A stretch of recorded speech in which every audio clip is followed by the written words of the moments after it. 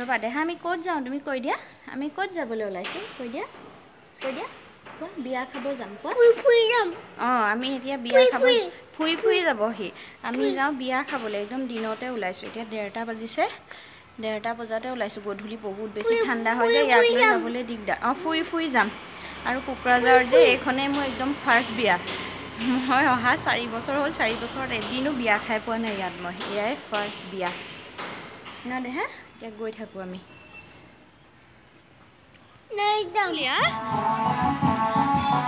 আহি পালোহি এই বাহিৰতে আছোঁ ই মানে এইবোৰ শুনি পেলাই পুৰা নাচি থাকিবই পৰা নাই বাজনাবিলাক শুনি ৰবা দেহা ৰবা নাযাবা ৰবা আৰু এয়া আহি পাই ডাইৰেক্ট আমাক লৈ আহিছে খোৱা ঘৰলৈ যিহেতু এতিয়া দুপৰীয়া টাইম পুৰা গৰম গৰম খানা হৈ আছে সেইকাৰণে আমাক প্ৰথম খাই ল'বলৈকে মাতি আনিছে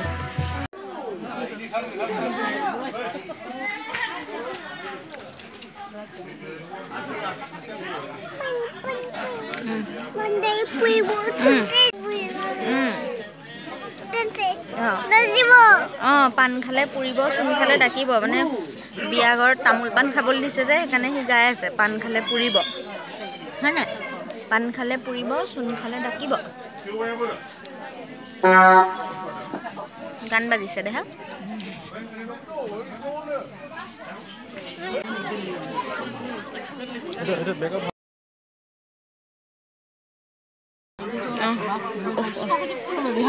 ক'ত গৈছা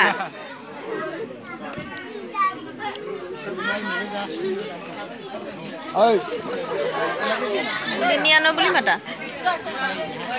লিনিয়ানো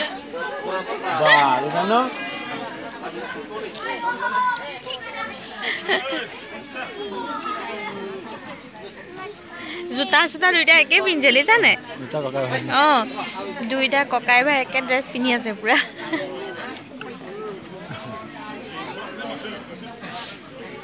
আৰু আমাৰ ৰেও নিজে গৈ পেলাই সেইফালে ল'ৰা ছোৱালীবোৰ দেখিছে নহয় মাতি আছেগে আহা হেল্ল' কোৱা বেলুন ফুলাইছ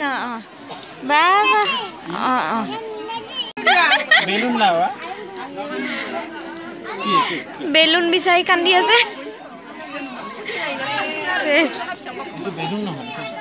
তুমি দাদাক মাতা দাদাক নামাতিলা দেখোন পৰিবা দেই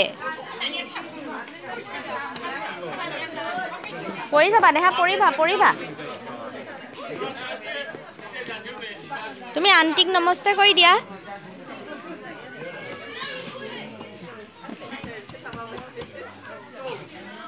কি কৰিছা পৰিবা আহা হেল্ল'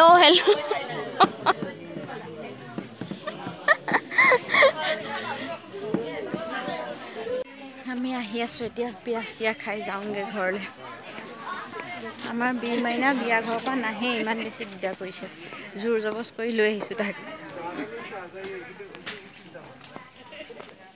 বিয়া বাৰু খাই বৈ আহিলোঁ আহি থাকোঁতে বীৰ ৰাস্তাতে টোপনি গ'ল আহি পেলাই তাক শুৱাই দিলোঁ আমিও অকণমান ৰেষ্ট লৈ ল'লোঁ এতিয়া হৈ গ'ল গধূলি আৰু মই আহিছোঁ এয়া পাকঘৰলৈ এতিয়া যিহেতু আমি গধূলি চাহ একাপ খাওঁ তাকে আমাৰ কাৰণে চাহ বনাবলৈ আহিছোঁ আৰু বীৰে যিহেতু গধূলি সদায় অকণমান গাখীৰ খায় তাক গাখীৰ দিওঁ তাকে তাৰ কাৰণে গাখীৰ অকণমান গৰম কৰিবলৈ লৈছোঁ আৰু আজি আপোনালোকৰ লগত মই শ্বেয়াৰ কৰিম বীৰক মই কেনেকৈ গাখীৰ কাপ দিওঁ মানে তাক মই সদায় বেলেগ ধৰণেৰে গাখীৰ কাপ দিওঁ কেতিয়াবা একেবাৰে প্লেইনকৈ দিওঁ আৰু কেতিয়াবা অকণমান গাখীৰত কিবা মিক্স কৰি দিওঁ মানে একেবাৰে হেল্ডি হিচাপত দিওঁ আৰু গাখীৰ কাপ তাকে আজি আপোনালোকৰ লগত শ্বেয়াৰ কৰিবলৈ ওলাইছোঁ যদি আপোনালোকৰো বেবী আছে এনেকুৱা ধৰণেৰে আপোনালোকে গাখীৰ কাপ দিব পাৰে বহুত বেছি হেল্ডি হয় বহুত বেছি স্বাস্থ্যৰ কাৰণে উপকাৰী হয় বহুত বেছি এনাৰ্জি পায় আমাকো আগতে সৰুতে মায়ে এনেকৈ দিছিলে সৰুতে নালাগে যেতিয়ালৈকে আমি মেট্ৰিক পৰীক্ষা দিয়াৰ টাইম হৈছিলে মানে মেট্ৰিক পৰীক্ষাৰ টাইমতো মায়ে আমাক এনেকৈ গাখীৰ কাপ দিছিলে যিহেতু পঢ়ি থাকোঁ তেতিয়া বহুত দেৰিলৈকে স্বাস্থ্যটো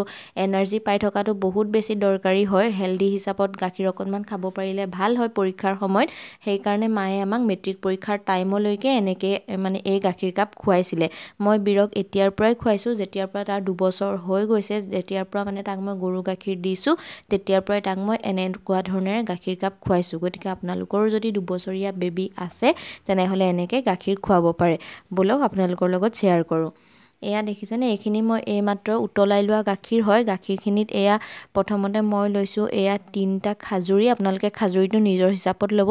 ধুনীয়াকৈ ধুই ল'লোঁ, ধুই পেলাই গিলাচটোত খাজুৰিকেইটা দি দিছোঁ, দি পেলাই উতলাই লোৱা গাখীৰখিনিত ঢালি দিছোঁ। কিমানখিনি খায় আপোনালোকৰ ল'ৰা ছোৱালী হিচাপত ল'ব আৰু গাখীৰখিনি দিয়াৰ পাছত এয়া ঢাকনিখনেৰে অকণমান সময় ঢাকি থৈ দিম, মানে 5-10 মিনিট সময় ঢাকি থৈ দিলেই হ'ব। তেতিয়া একদম খাজুৰিখিনি ধুনীয়াকৈ কোমল হৈ যাব। আৰু তেতিয়ালৈকে এইফালে আমাৰ কাৰণে চাহকাপ বনাই লৈছোঁ। আদা দি পেলাই বনাইছোঁ। আদা দিয়া গাখীৰ চাহকাপ মোৰ খুবেই বেছি প্ৰিয় হয় আৰু আজি যিহেতু বিয়া চিয়া খাই আহিছোঁ, গধূলি সময়ত আদা দিয়া চাহ একাপ খাবলৈ খুব বেছি মন গৈছে। আমাৰ কাৰণে এয়া চাহ বনাই লৈছোঁ আৰু চাহ ৰেডি হৈ গ'ল। এইফালে বীৰৰ গাখীৰখিনিও মানে ৰেডি হৈ গ'ল। এয়া ঢাকনিখন গুচাই ল'লোঁ। এতিয়া মই ধুনীয়াকৈ এয়া খাজুৰিকেইটা গাখীৰৰ পৰা উলিয়াই লৈছোঁ। উলিয়াই গুটিটো আৰু বাকলিখিনি গুচাই খাজুৰিকেইটা ধুনীয়াকৈ পিটিকি দিলোঁ। পিটিকি পেলাই গাখীৰখিনিৰ লগত মিক্স কৰি দিছোঁ ধুনীয়াকৈ। মিক্স কৰাৰ পাছত এয়া চেকনিখন লৈ পেলাই এনেকৈ চেকি দিম।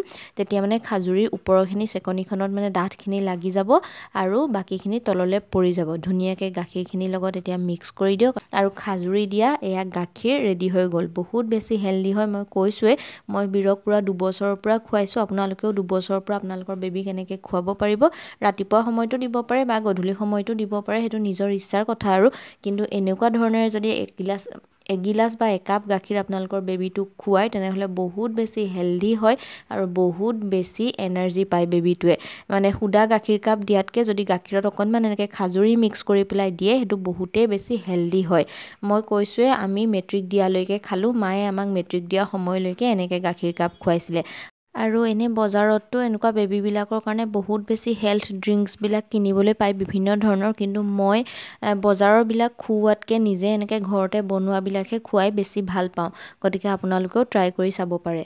আশা কৰোঁ ভিডিঅ'টো চাই ভাল লাগিলে। এতিয়া আমি এয়া খাই লওঁ, আমি চাহ খাওঁ, বীৰে গাখীৰ খাব।